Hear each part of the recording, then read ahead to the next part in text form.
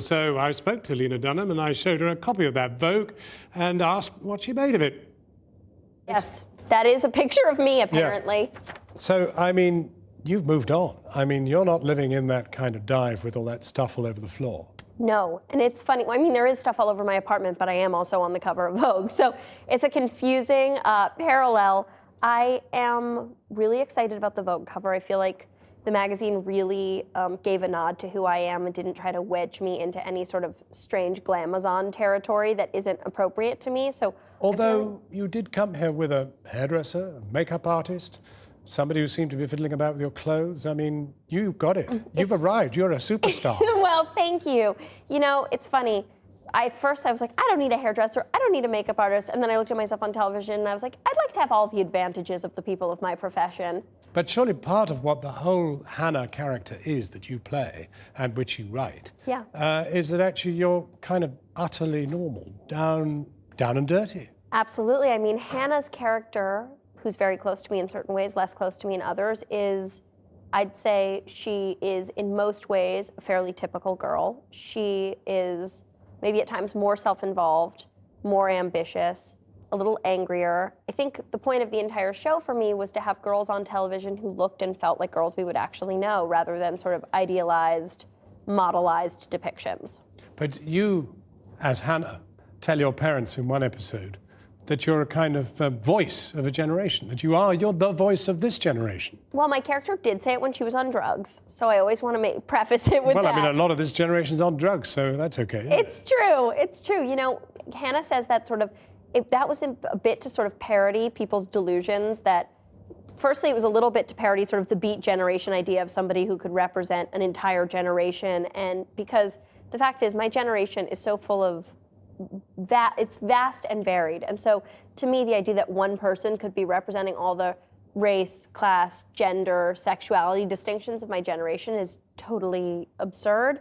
But I do hope that the show has something generational to say. You mentioned race, and you have been criticized for not having a diverse enough life in that flat. And with your friends, you did try to introduce somebody black once, had a boyfriend even. Well, we did have Donald Glover, who's a great actor I'd always wanted to work with, came and did the show. And, you know, those were criticisms that, of course, it's always hard to be criticized, but we really heard those. And what I always say is that I think the conversation about diversity in television is one that needs to happen. And so if we have to take one for the team and that conversation becomes about our show, I'm never going to complain because I'm so happy that we got to help facilitate it. You've been shooting this in a period of austerity. I mean, it may not necessarily always feel like that, but for a lot of people it is. Yeah. And I'm sort of feeling, in a way, we are peering into a middle-class consequence of austerity because everybody's kind of a bit dissatisfied with their jobs. The sex is a bit kind of sometimes unrewarding. It really is. Well, it's funny, my dad said something to me when I was first working on the show that really inspired the show, which is he said, this is sort of the first generation of Americans who can expect to do worse than their parents did. So I wanted to sort of talk about these girls who are barreling out of college full of hope and met with very little. I mean, if Sex in the City was kind of brash and kind of up, this is down and, as I say, dirty. Well, I like how that sounds in your accent, firstly. But secondly, I think we love Sex and the City. We were inspired by Sex and the City in that it really depicted female friendships and female sexuality in a revolutionary way. But this is about a different version of New York, a less prosperous version of New York, a less glamorous version of New York that has been seen very little on television. But it suggests it brings everything down, that actually it's a messier life.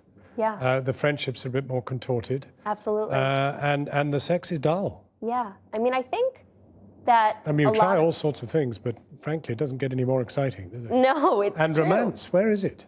Well, there is some, but there it's is hard some, to but find. I think right now is a really hard moment something I have noticed, a generational problem I have noticed is that the rise of text messaging, instant messaging, social media as a whole has really decreased our ability to engage romantically and personally. But on the other hand, is that common in this generation? I do think I've had conversations the same way that social media has sort of killed romance. I do think there's a way that the proliferation of pornography and the ease with which we can see it makes sexuality a little less personal and a little more sort of thoughtlessly dirty. And I try not to throw my hands up and say, oh my God, the internet's terrible, or oh my God, no one should watch porn. It's not about removing these things from our lives. It's about being aware of what they're doing to us. And there's no danger Vogue's going to kill Hannah off. Vogue can't kill Hannah off. Hannah's too... She's not getting above herself? No, she's too uppity to get killed off by Vogue.